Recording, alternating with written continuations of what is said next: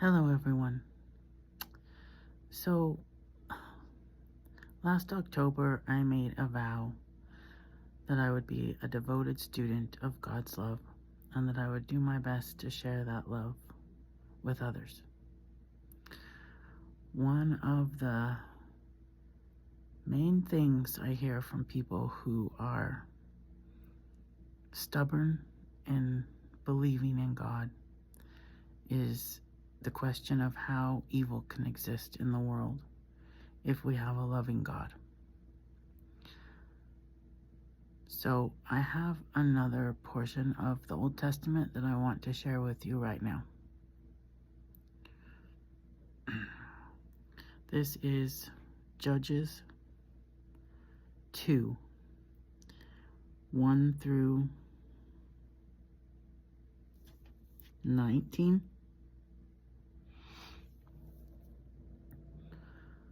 The first section's titled, The Angel of the Lord at Bochim. Sorry if I pronounce things wrong. The angel of the Lord went up from Gilgal to Bochim and said, I brought you up out of Egypt and led you into the land I swore to give to your ancestors. I said, I will never break my covenant with you, and you shall not make a covenant with the people of this land, but you shall break down their altars. Yet you have disobeyed me. Why have you done this? And I have also said, I will not drive them out before you. They will become traps for you, and their gods will become snares to you. When the angel of the Lord had spoken these things to all the Israelites, the people wept aloud.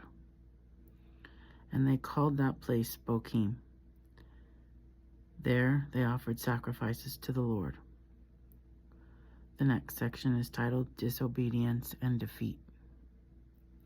After Joshua had dismissed the Israelites, they went up to take possession of the land, each to their own inheritance. The people served the Lord throughout the lifetime of Joshua and of the elders who outlived them and who had seen all the great things the Lord had done for Israel. Side note here, the Israelites, they couldn't just accept the word of God and accept that God gave them the word. They always had to have a person standing in for God. And if they couldn't have that person standing in for God, even though that person was receiving the word directly from God, they fell away every single time. And after the prophet Samuel died, or at the end of his life, I should say, his sons they didn't follow God's ways, so he couldn't hand the prophecy down to his sons.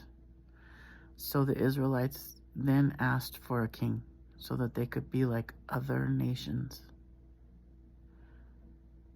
And God warned them, and Samuel was heartbroken, and they both warned them that if they took a human king, bad things would happen. And they still wanted a human king. It's like we just can't trust God. We can't glorify him. We can't give him all the power and worship that he deserves. For whatever reason, we just can't do it. And I think a large part of that is because we have a hard time admitting or accepting that there are evil spirits in this world. And the good and evil that we fight in this world is not good people and bad people fighting with each other to rule the world or whatever, or to change the world or whatever. It's that we have to accept that there are evil spirits that can influence us and not necessarily possess us like the TV shows and stuff, but they can like attach to us. And these are spirits that are disembodied, that have personalities and have malintent, and they can get into our thoughts, and they can sometimes even control like what we do with our bodies, and really cause us a lot of negative thoughts. I swear to you that most mental health conditions need deliverance way more than, like, medication doesn't really hardly help anybody. And I know this because I worked in it for 30 years. And I can tell you, medication does not help. It dulls things sometimes, so it makes it easier for people to, I don't know if it makes it easier for them to resist the evil influence that's in their minds. It just kind of like puts it all to sleep to where they're just existing and not really able to really act on the influences. Anyway, I'm getting a little bit out of it, but if we just would accept that God is real, and so are spirits that hate us and want to steal, kill, and destroy, we might be able to actually do something to get this train wreck of a world back on its tracks. So back to the section that I'm reading. All right, so let me repeat. Disobedience and defeat. After Joshua had dismissed the Israelites, they went to take possession of the land, each to their own inheritance. The people served the Lord throughout the lifetime of Joshua and of the elders who outlived him and who had seen all the great things the Lord had done for Israel.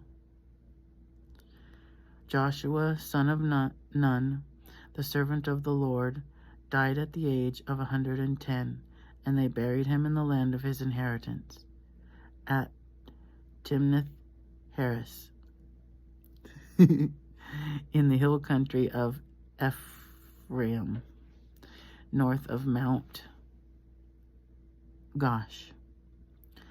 After that whole generation had been gathered to their ancestors, another generation grew up who knew neither the Lord nor what he had done for Israel. I'm going to take another side note now. When the Israelites were in the desert, following the Lord with his pillar of fire and pillar of smoke, and he gave Moses the 10 Commandments, he also gave them the festivals of celebration and told them all that they needed to teach their children what he had done, generation after generation after generation. To prevent this, God wishes nothing but blessings and abundance and love and goodness and fellowship from us and for us.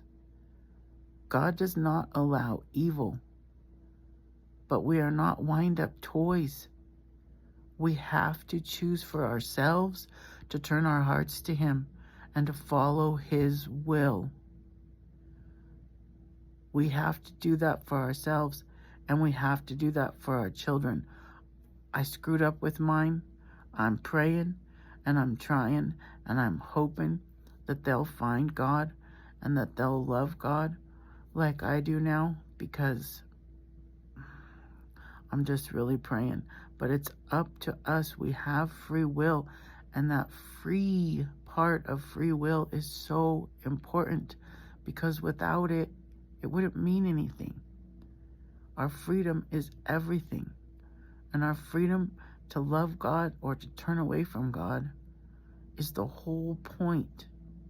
Religion is not going to get us anywhere.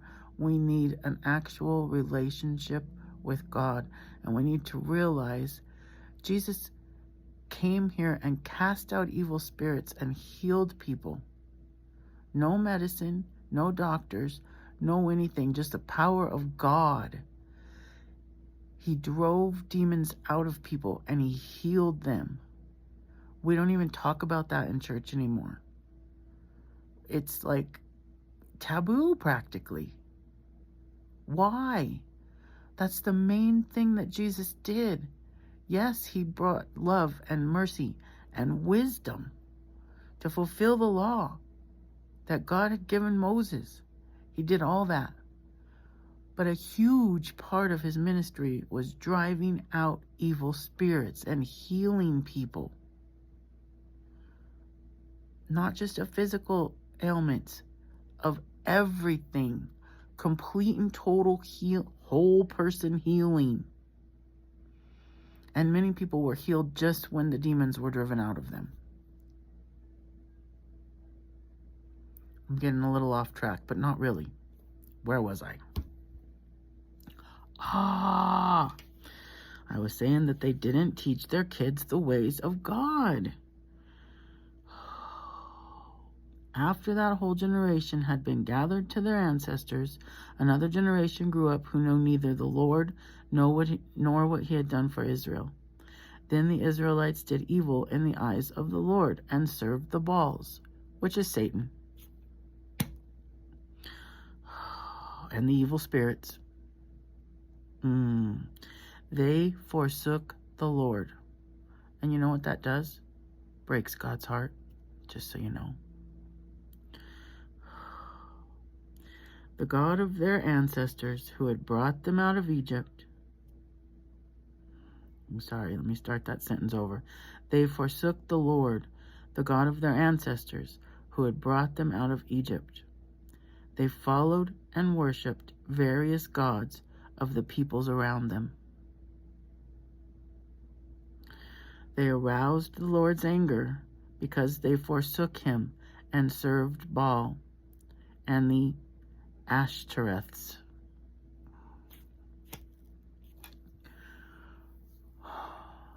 This is God allowing free will, which then turns into them doing evil, which angers him mostly because he's jealous and heartbroken, but also because he's like, damn it, people.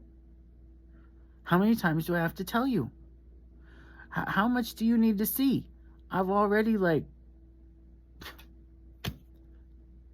he did so much just to bring him out of Egypt.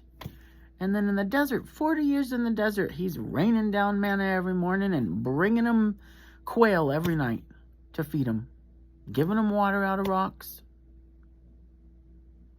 And they're worshiping the devil and the devil's minions.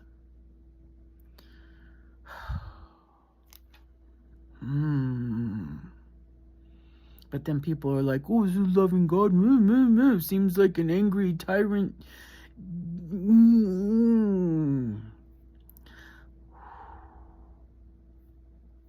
This is why the hardest commandment for me is to love others as I love myself. It's not our fault. We aren't raised well. We aren't taught well. It's not our fault. But we have it all here in this book. It's all here in this book. All right. They aroused the Lord's anger because they forsook him and served Baal and the Ashtoreths. In his anger against Israel, the Lord gave them into the hands of raiders who plundered them. He sold them into the hands of their enemies all around, whom they were no longer able to resist. Whenever Israel went out to fight, the hand of the Lord was against them to defeat them, just as he had sworn to them. They were in great distress. Then the Lord raised up judges, who saved them out of the hands of these raiders. Yet they would not listen to these judges, but prostituted themselves to other gods and worshipped them.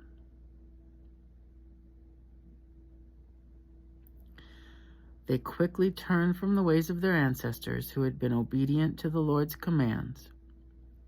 Whenever the Lord raised up a judge for them, he was with the judge and saved them out of the hands of their enemies as long as the judge lived. Now listen. For the Lord relented because of their groaning under those who oppressed and afflicted them. I'm going to read that again. For the Lord relented because of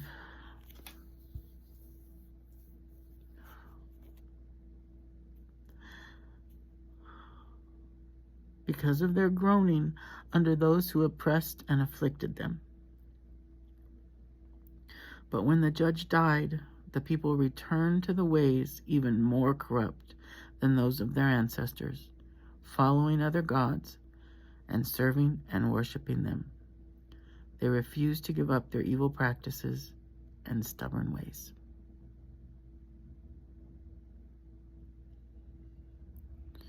Please comment below your thoughts.